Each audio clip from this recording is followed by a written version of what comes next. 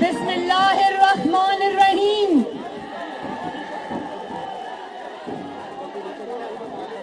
معزز ممبران اسمبلی، پنڈی اور اسلام آباد اور دیگر جگہوں سے آئے ہوئے بھائی بہن، بزرگ، مائیں، بیٹیاں، بیٹے، السلام علیکم. آپ سب کو نواز شریف اور شہباز شریف کی طرف سے بھی السلام علیکم. میرے بھائیوں اور بہنوں، کہیں غلط فہمی تو نہیں ہوئی کہ لانگ مارچ آج تھا؟ جتنا بڑا جم غفیر آج یہاں موجود ہے، مجھے تو لگ رہا ہے کہ آپ کو غلط فہمی ہوئی تھی کہ آج لانگ مارچ آج ہے. اور یہ اگر پروٹیسٹ ریلی ہے اور یہ اگر احتجاج ہے تو کان کھول کے سن بھی لو اور آنکھیں کھول کے دیکھ بھی لو کہ جس دن عوام لانگ مارچ کے لیے یہاں پہنچے گی، یہاں کیا عالم ہوگا. دیکھو میرے بھائیوں اور بہنوں، ہم آج ایک ایسی سڑک پر موجود ہیں جس کو کانسٹیٹیوشنل ایونیو کہتے ہیں، یعنی کہ شاہراہ دستور، جس کی دونوں اطراف میں انصاف دینے والے ادارے ہیں. لیکن میرے بھائیوں، میں بہت افسوس کے ساتھ یہ بات کہتی ہوں کہ ہم جس ملک میں رہتے ہیں وہاں نہ آئین ہے، نہ کوئی انصاف ہے. اور آج الیکشن کمیشن آف پاکستان کے باہر ہم اس لیے جمع ہوئے ہیں کہ ہم الیکشن کمیشن آف پاکستان کو اس کی آئینی ذمہ داریاں یاد دلائیں. ہم یہاں پر اس لیے جمع ہوئے ہیں کہ ہم الیکشن کمیشن آف پاکستان اور محترم چیف الیکشن کمشنر کو یہ بتائیں کہ آپ کا ادارہ پاکستان کا ادارہ ہے، پاکستان کا آئینی ادارہ ہے اور پاکستان کی قوم کا ادارہ ہے. یہ وہ ادارہ ہے جس کو آئین نے آپ کی اور عوام کی رائے کا امین بنایا ہے. یہ وہ ادارہ ہے جس کو پاکستان کی آئین کی سبز کتاب نے آپ کے ووٹ کی عزت کی ذمہ داری عطا کی ہے. اور یہ وہ ادارہ ہے جس کو عوام کے ووٹ کی عزت کروانی تھی. بتاؤ، عوام کے ووٹ کی عزت کروائی اس ادارے نے؟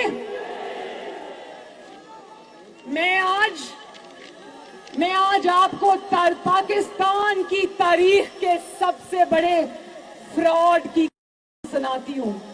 جانتے ہو اس فراڈ کا نام کیا ہے؟ اس fraud Tehreek Insaf foreign funding case. کیا نام ہے؟ پیچھے پیچھے بولنا ہے تاکہ مجھے پتا چلے کہ آپ میری بات سن رہے ہو اور آپ کو آواز آ رہی ہے اور اپنی بہن اور بیٹی کی بات سمجھ آ رہی ہے. کیا آپ جانتے ہیں کہ نومبر 2014 یعنی 2014 میں پہلے 6.5 سال پہلے یہ کیس دائر ہوا تھا؟ کتنے سال پہلے؟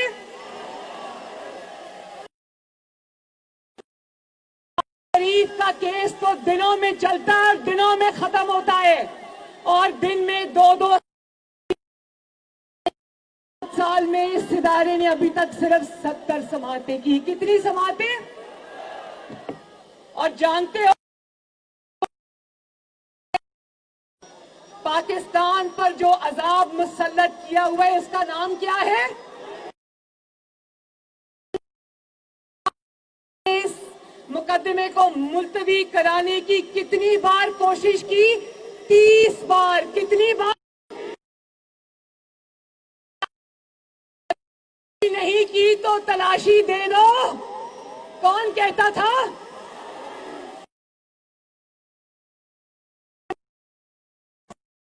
کہ اگر چوری نہیں کی تو 30 بار مقدمے کو رکوانے کی کوشش کیوں؟ جانتے ہو اس تابے دار خان نے 6 مرتبہ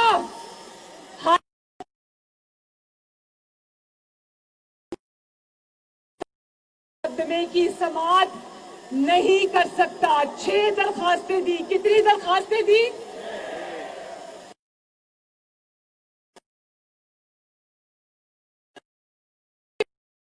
ایک کمیٹی بنائی ای سی پی نے، الیکشن کمیشن آف پاکستان نے ایک کمیٹی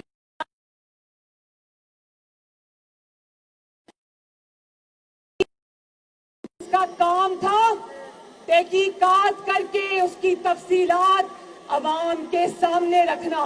لیکن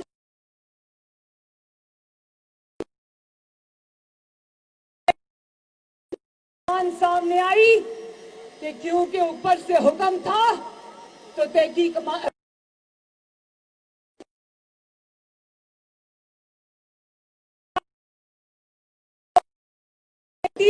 پھر عمران خان کی اور ای سی پی کی تابع دار بن گئی. جانتے ہو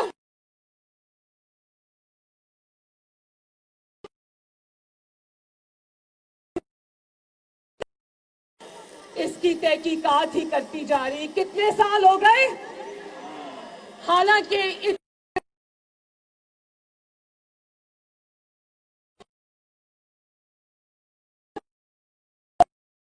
لیکن 3 سال سے یہ سانپ بن کر اس کے اوپر بیٹھے ہوئے ہیں.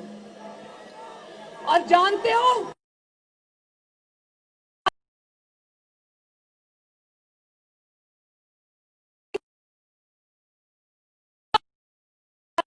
رکوانے کی کوشش کی. کتنی مرتبہ؟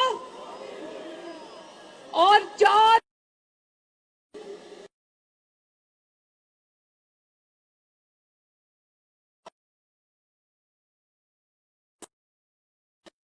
درخواستیں دی کہ کارروائی کو خفیہ رکھا جائے. اس کا مطلب ہے چوری تو ہوئی ہے اور صرف چوری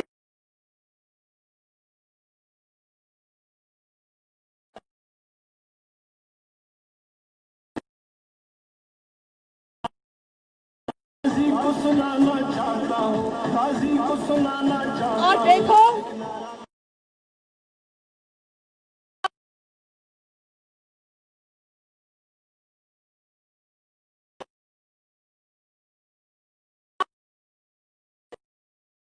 آٹھ وکیل بدلے، 8 وکیل بدلے، لیکن 8 کتنے وکیل بدلے؟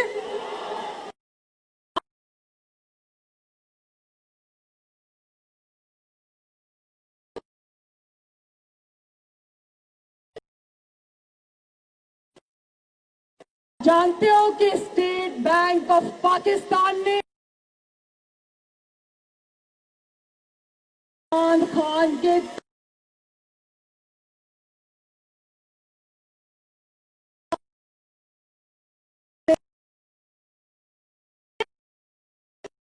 جو بینک اکاؤنٹس اس نے ای سی پی سے اور پاکستان کی عوام سے چھپائی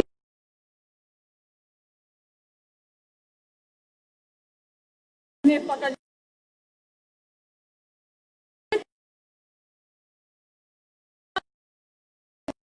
خطوں کے ساتھ آپریٹ ہو رہے تھے.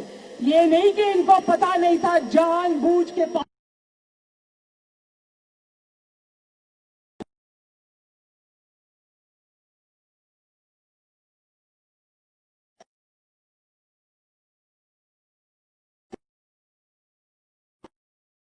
ہم آپ کو فراہم نہیں کر سکتے کیونکہ عمران خان نے منع کیا ہے.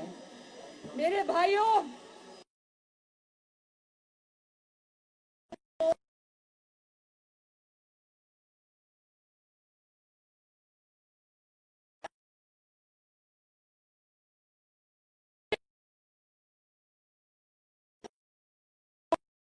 सुन लो, जानते हो ये पैसा जो इमरान खान के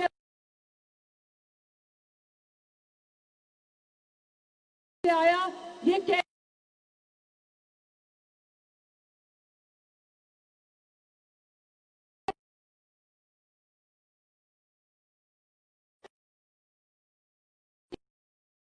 आया जाता है, जानते हो ना? अब पता चला कि देता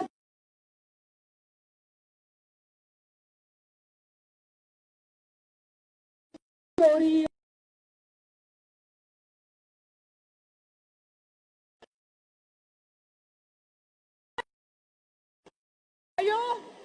बहनों, ये बताओ क्या जानते हो किन दो मुल्कों से इसको फंडिंग हुई?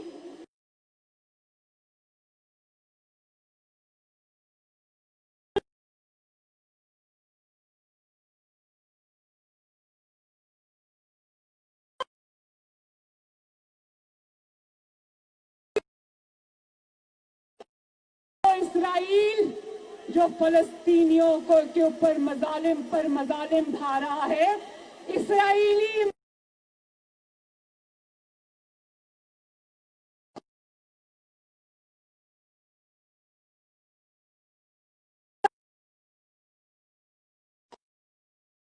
के जाती मुलाजमों के अकाउंट्स में आया। किन के अकाउंट्स में आया?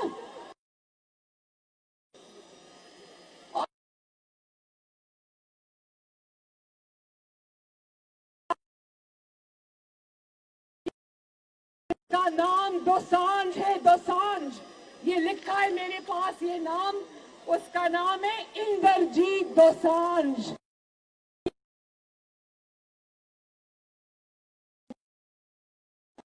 और जिस इसराइली ने इसको पैसा दिया उसका नाम है बैरी सी शेप्स।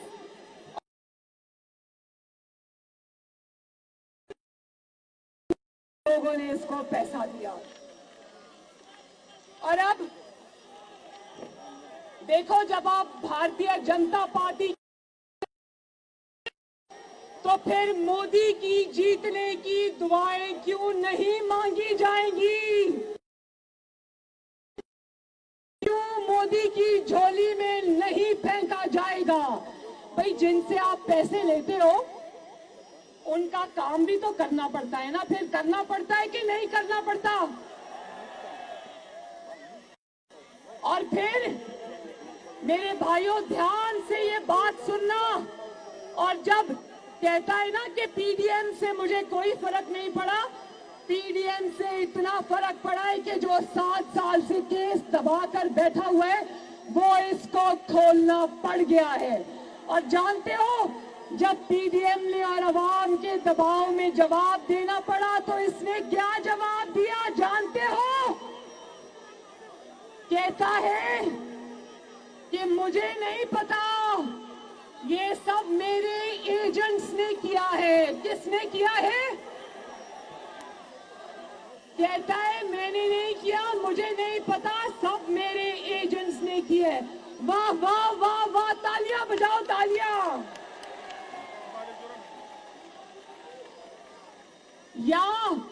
या तो वो खुद बहुत बड़ा बेवकूफ है, या वो मेरे भाइयों पीडीएम को और पाकिस्तान की आवाम को बेवकूफ समझता है। तो बड़ी अच्छी बात है कि जब पैसे धड़ाधड़ आ रहे थे और उन पैसों को तुम एक मुंतखब हुकूमत और एक मुंतखब अवामी वजीर आजम जिसका नाम है मोहम्मद नवाज शरीफ, जब तुम पानी की तरह पैसा बहा रहे थे और धरनों पर खर्च कर रहे थे, उस वक्त तुम्हें नहीं पता था कि ये पैसा एजेंसी के पास से आया है या कहाँ आया है? पैसा आते वक्त नहीं पता था कि एजेंट्स के थ्रू आया है। जब जवाब देना पड़ा तो एजेंट्स याद आ गए। और 7 साल बाद याद आया, जब अवाम ने जवाब मांगा, जब दबाव पड़ा तो 7 साल बाद याद आया कि पैसे तो मेरे एजेंट्स को पता है, मुझे पता नहीं है। बोलो जरा, एक दफा बोलो। वाह वाह वाह, वेरी गुड। दस्तखत करने का पता था भाइयों, सुनना, दस्तखत करने का पता था, पैसा वसूल करने का पता था, पानी की तरह पैसा साजिशों में इस्तेमाल करने का पता था, मुंतखब हुकूमत को गिराने में पैसा इस्तेमाल करने का पता था, मगर ये पता नहीं था कि करोड़ों और अरबों और खरबों जो आ रहा है वो कहां से आ रहा है। बिल्कुल उसी तरह मेरे भाइयों, बिल्कुल उसी तरह जिस तरह ये कहता है कि मुझे हुकूमत में आने की मेरी तैयारी नहीं थी। भाई, हुकूमत में आने की तुम्हारी तैयारी नहीं थी, तुम्हें काम करना नहीं आता था, लेकिन अवाम की जेबों पर डाका डालने की तुम्हारी पूरी तैयारी थी। अवाम की खिदमत करने की तैयारी नहीं थी, लेकिन अवाम को लूटने की तुम्हारी पूरी तैयारी थी। महंगाई को आसमान पर पहुंचाने की तुम्हारी पूरी तैयारी थी। आटा, चीनी, गंदम और दवाइयों पर डाके डालने की तुम्हारी पूरी तैयारी थी। अगर ये सब तुम्हारे एजेंट्स ने किया है, इस्लामाबाद और पिंडी के भाइयों और बहनों, अगर ये सब तुम्हारे एजेंट्स ने किया है, तो जरा ये भी बता दो ईसीपी के सामने कि 2018 के इलेक्शंस में तुम्हारे बैलेट बॉक्सेस में वोट किस एजेंट ने डाले थे। जरा ये भी पाकिस्तान के अवाम को बता दो कि अगर पैसा देने वाले एजेंट्स थे तो तुम्हें इक्तदार में लाने वाले एजेंट्स कौन थे। और ये भी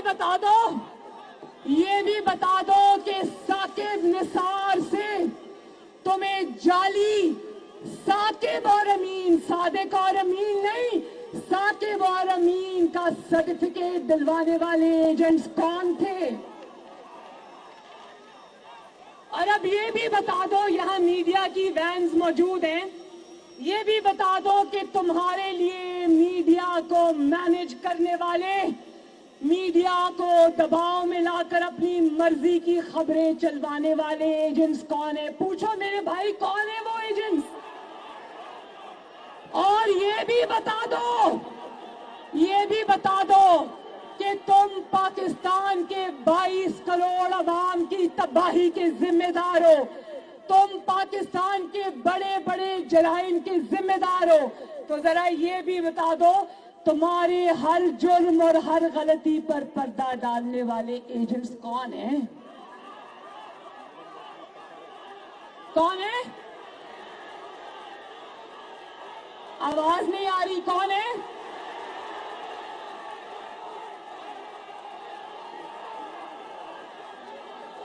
काश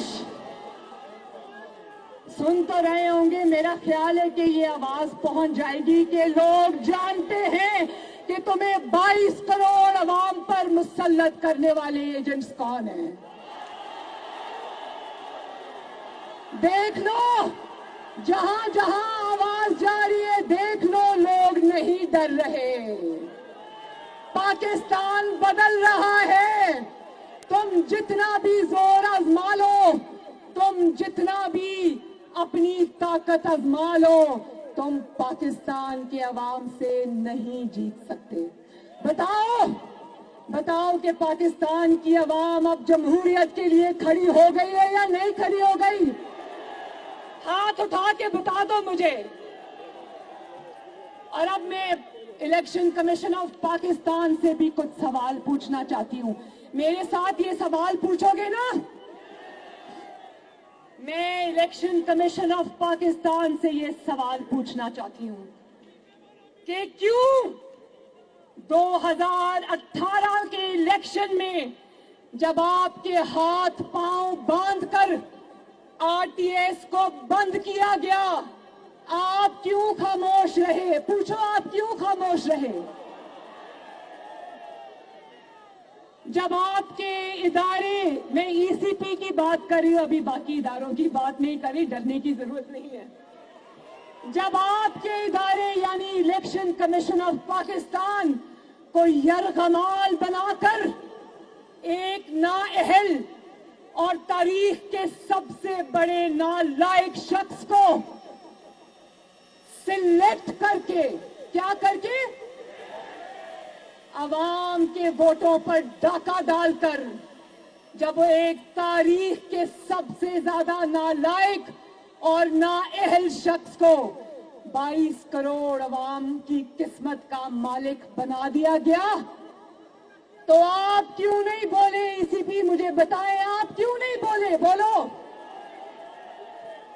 آج آپ کے ادارے کی ناکامی اور خاموشی کی سزا میرے 22 کروڑ عوام بھگت رہے ہیں. بولو، بھگت رہے ہو نا؟ آج جب پیٹرول بم، جس کو اردو میں پیٹرول بم کہتے ہیں، وہ آج جب عوام کے سروں پر گرتا ہے تو ای سی پی والوں سن لو، یہ عوام تمہیں بھی اس میں شریک جرم ٹھہراتی ہے. ٹھہراتے ہو؟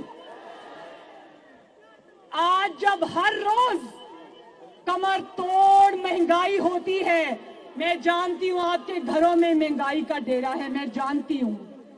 آج جب روز عوام کے اوپر مہنگائی کا طوفان آتا ہے، مہنگی بجلی، مہنگی گیس، مہنگا آٹا، مہنگی روٹی، مہنگی چینی، مہنگا صابن، مہنگا کھانے پینے کا کوکنگ آئل جس کو کہتے ہیں، کس کس چیز کا میں نام لوں. آج جب ان چیزوں کی قیمتیں روز عوام کی پہنچ سے باہر ہو جاتی ہیں، تو عوام آپ کو بھی اسی پی اس جرم میں شریک جرم ٹھہراتے ہو. بولو، میں ٹھیک کہہ رہی ہوں؟ آج جب ادویات کی، دوائیوں کی قیمتیں بڑھی ہیں نا، آج جب ادویات کی قیمتیں غریب مریضوں کی پہنچ سے باہر ہو جاتی ہیں تو ای سی پی کو لوگ شریک جرم ٹھہراتے ہیں. آج جب میرے ینگ بچے، نوجوان لڑکیاں، نوجوان لڑکے آج جب بے روزگار ہوتے ہیں تو یاد رکھو، ای سی پی عوام تمہیں بھی شریک جرم ٹھہراتی ہے. آج جب کیا اساتذہ، کیا حکومت کے ملازم، کیا بیوروکریسی، کیا لیڈی ہیلتھ ورکرز، کیا پاکستان سٹیل مل کے ملازمین، آج ہر کوئی سڑکوں پر احتجاج کر رہا ہے، تو یاد رکھو ای سی پی عوام تمہیں بھی شریک جرم ٹھہراتی ہے. آج جب گردشی قرضہ 3000 ارب کی بلند سطح پر چلا جاتا ہے لیکن عوام کو تب بھی بجلی نہیں مل رہی، تو یاد رکھو ای سی پی لوگ آپ کو بھی شریک جرم ٹھہراتے ہیں. اور آج جب اچانک پورے ملک کے اندر، پورے پاکستان کے اندر، چاروں صوبوں کے اندر بجلی بند ہو جاتی ہے، اچانک پورا ملک اندھیروں میں ڈوب جاتا ہے، تو یاد رکھنا ای سی پی اس نااہلی اور نالائکی میں لوگ آپ کو بھی شریک جرم ٹھہراتے ہیں. اور آج جب براڈ شیٹ سکینڈل، جس کو پاکستان کی عوام فراڈ شیٹ سکینڈل کو کہتے ہیں، آج جب اس میں یہ حقائق سامنے آتے ہیں کہ تم نے 22 کروڑ عوام کے خون پسینے کی کمائی چپ چاپ راتوں رات اسمگل کروا دی پاکستانی ہائی کمیشن میں، اور وہ جعلی فارم اس کو لے اڑی، وہ تم نے بھیجی ہی اس لیے تھی کہ کیونکہ تمہیں پتا تھا وہ ضبط ہو جائے گی. اور وہاں تک نہیں بات، دیکھو یہ ایسے لوگ ہیں، عمران خان اور اس کی حکومت، یہ اس میں سے بھی کمیشن مانگ رہے تھے،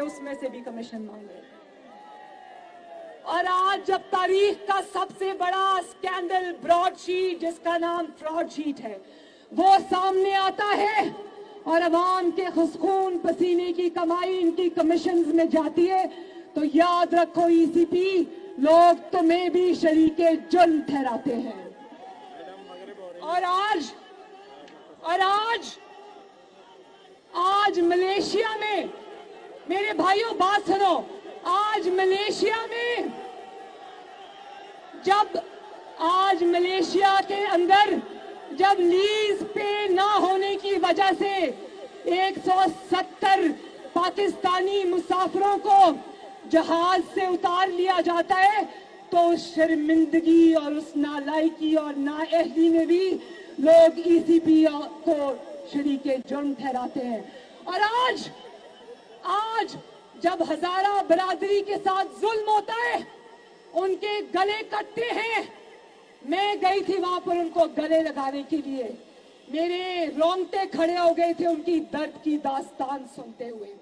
اور آج جب وہ اس جعلی وزیر اعظم کو کہتے ہیں کہ ہمارے پاس آؤ ہماری لاشیں پڑی ہیں تو یہ کہتا ہے کہ یہ مجھے بلیک میل کر رہے ہیں. اور جب آج پاکستانیوں کے ساتھ اور ہزارہ برادری کے ساتھ یہ توہین آمیز سلوک ہوتا ہے کہ یہ کوئٹہ جاتا بھی ہے تو وہاں پر ایک یونیورسٹی میں بیٹھ کر جو متاثرین ہیں جن کے بھائی بیٹے اور خاوند شہید ہو گئے ان کو کہتا ہے میرے پاس چل کر آؤ میں نے تم سے تعزیت کرنی ہے. تو آج اس قسم کی جو تضحیک پاکستان کے عوام کی آج ہو رہی ہے ای سی پی سن لو کہ پاکستان کی عوام تمہیں بھی اس جرم میں شریک سمجھتی ہے. اور ای سی پی جواب دو. ای سی پی جواب دو. بولو ای سی پی جواب دو کہ پاکستان کے ساتھ یہ تاریخ کا سب سے بڑا ظلم جو سلیکٹڈ اور سلیکٹرز نے کیا تھا. آپ بتاؤ کہ آپ اتنے بڑے جرم میں حصے دار کیوں بنے؟ کیا بگاڑا تھا ان معصوم پاکستانیوں نے آپ کا؟ کیا بگاڑا تھا ان معصوم پاکستانیوں نے آپ کا؟ اور یاد رکھنا اداروں پر وہ شخص حملہ کرتا ہے جو اداروں کو یرغمال بنا کر زبردستی ان سے ناانصافی پر مبنی فیصلے لیتا ہے. کیونکہ یہ جو ایجنٹس ہوتے ہیں نا جو پیچھے سے کام کرتے ہیں یہ سامنے نہیں آتے. سامنے ہوتے ہیں ای سی پی جیسے ادارے اور عوام کی انگلیاں پھر ان اداروں کی طرف اٹھتی ہیں.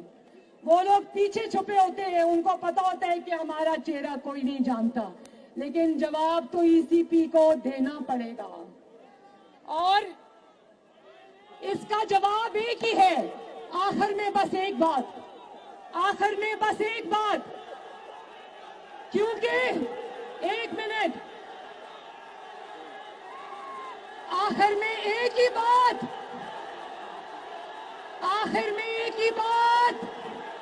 کیونکہ عمران خان نے اپنے جرم کا اعتراف کر لیا ہے تو جب جرم کا اعتراف کوئی کر لیتا ہے تو اس کے بعد فیصلہ نہیں ہوتا اس کے بعد صرف سزا ہوتی ہے. تو پاکستان زندہ باد, پی ڈی ایم زندہ باد, پاکستان پائندہ باد. اللہ حافظ.